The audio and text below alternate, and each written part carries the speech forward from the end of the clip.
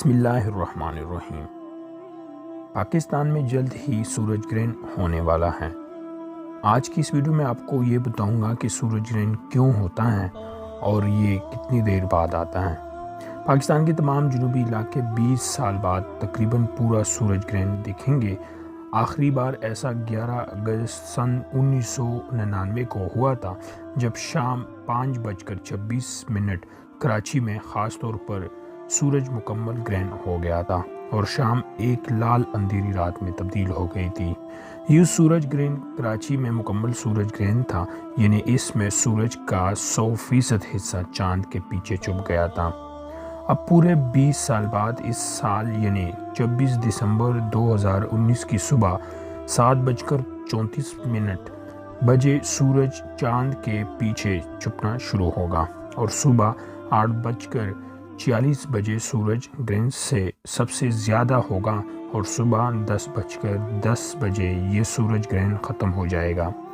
اب بات کی جائے کہ سورج گرہن کہاں زیادہ دکھے گا، تو یہ سورج گرہن جنوبی پاکستان، خاص طور پر ساحلی علاقوں جیسے کراچی، گوادر میں سب سے زیادہ ہوگا، جہاں سورج کا تقریباً 80% حصہ چاند کے پیچھے چھپ جائے گا اور دن کا وقت کچھ رات میں تبدیل ہو جائے گا۔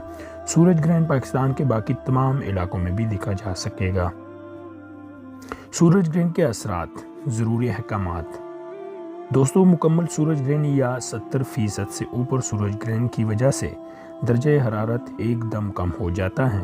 سورج گرہن کے دوران سورج کی طرف بغیر کسی فلٹر والے چشمے کے بغیر دکھنے سے انسان ہمیشہ کے لیے اندھا ہو سکتا ہے، اس لیے اس دوران سورج کی طرف نہ دیکھیے۔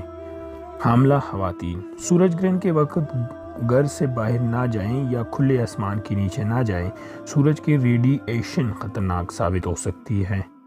عام سن گلاسز کا استعمال سورج گرہن کے دوران سورج سے نکلنے والی ریڈیئیشن تابکاری سے آپ کی آنکھوں کو محفوظ نہیں رکھے گا۔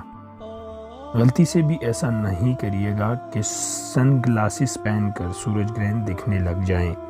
بچوں اور بوڑھوں کا گھروں میں رہنا بہتر رہے گا۔ سنت اور قرآن کے مطابق مسلمان سورج گرہن کے دوران اللہ پاک سے گناہوں کی توبہ کرے اور نماز کسوف ادا کرے۔ یہ وہ نماز ہوتی ہے جو ہمارے پیارے نبی پاک صلی اللہ علیہ وسلم سورج گرہن کے وقت پڑھتے تھے۔